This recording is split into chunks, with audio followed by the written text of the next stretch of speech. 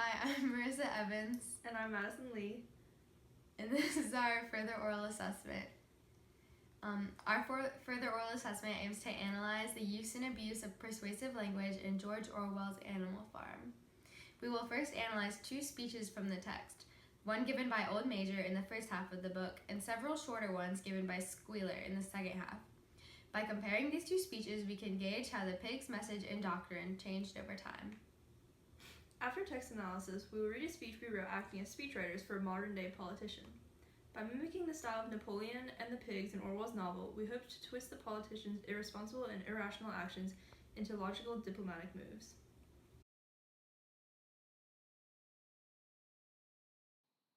In Animal Farm, Old Major was regarded by the other animals as the wise, know-all character whose dream kick-started the revolution.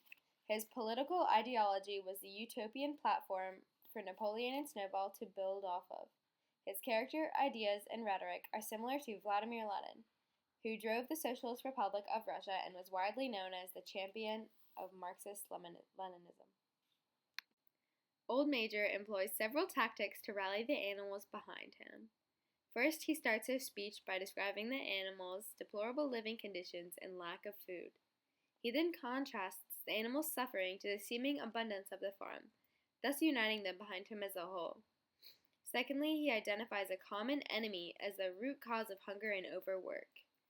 This gives the animals a goal and effectively organizes their future rebellion, as they now know who and what they want to dispose of.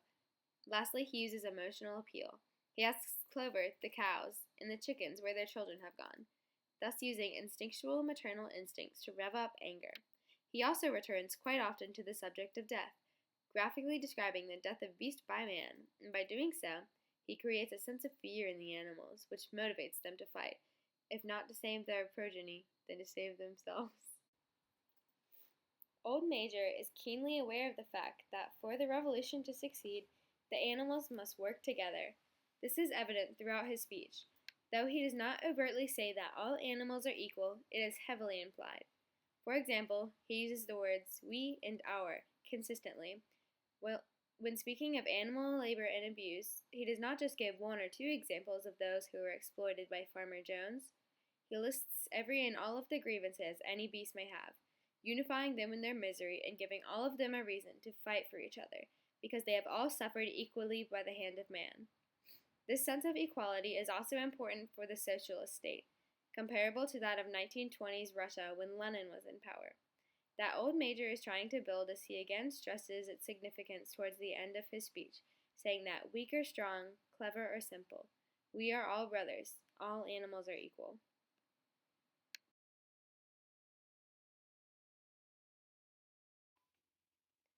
The second half of the book resembles Stalinist Russia, in which opposition was repressed through harsh propaganda and terror. Snowball's fall from grace is the turning point of the story, as he at least maintained a simulacrum of what Old Major had preached. From here on out, Napoleon, whose rise to power is reminiscent of Stalin, and the pigs, through Squealer, justify their increasingly dictatorial and human-like tactics by twisting the meanings of words and slogans that were once straightforward and simple. One of the most obvious changes in rhetoric from the beginning of the book towards the end is that the animals are no longer on an egalitarian platform. The pigs have obviously achieved their goal of leadership, which is reinforced with almost every word that Squealer, the pig's unofficial propaganda minister, says. He also reinforces the fact that leadership is a deep and heavy responsibility, thereby making it seem as though Napoleon and his squad of pigs sacrifice the most for the farm, as opposed to those who actually do productive work, like Boxer. Another tactic Squealer uses to confuse the animals is that of unnecessary complication.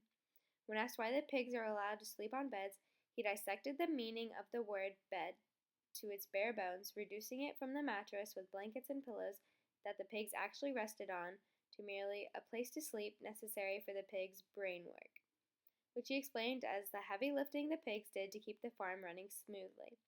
The nebulous definition of what pigs do to benefit the farm, as well as the use of more complex words such as tactic, which the common beast does not understand, kept the animals complacent and ignorant of the pig's abuse of power.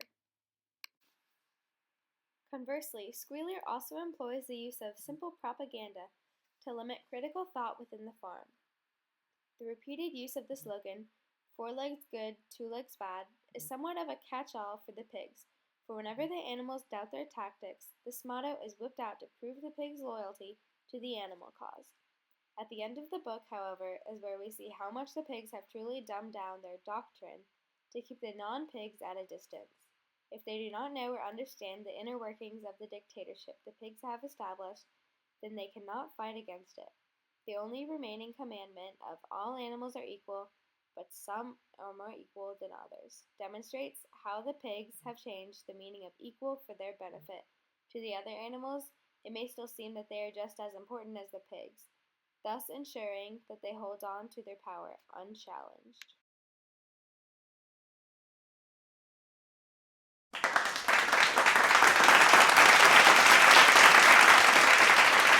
Thank you, everyone. Every day I am reminded of the greatness of this nation.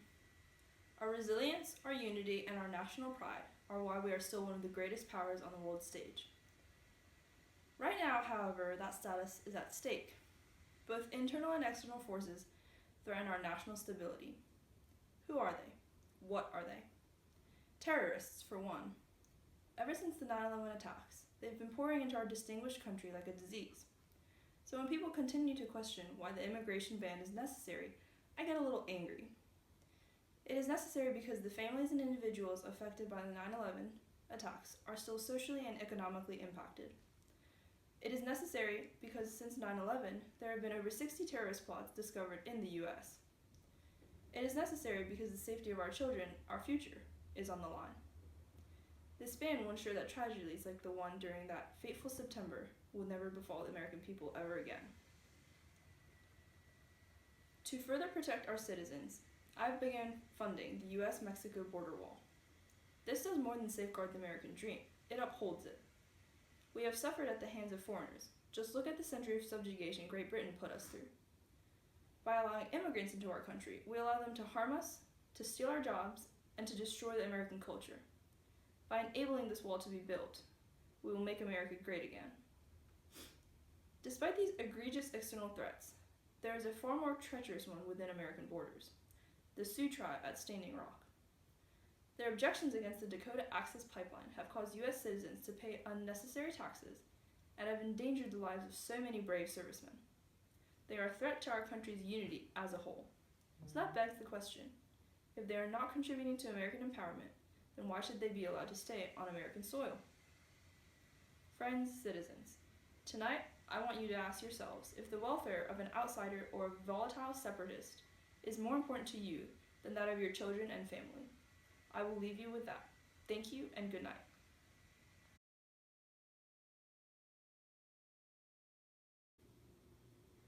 In our parody speech, we made use of several stylistic elements present in Orwell's novel. From Old Major's speech, we took the omnipresent theme of unity and incorporated it into our parody. We consistently used the words our, we, and American to convey a sense of fellowship, thus appealing to our target audience's nationalistic pride in hopes of persuading them to support the bans and walls. As these were sensitive subjects, we also took advantage of the emotional aspect of it by consistently referencing the safety of future generations, like Old Major did when he commented on the whereabouts of the offspring of several animals. From Squealer's speeches, we emulated his use of complex language by using words such as egregious, treacherous, and separatist. This makes the speaker seem more intelligent and also reduces the chance of people questioning the speaker's methods, as they do not truly understand what is being said to them and can therefore only follow, not lead.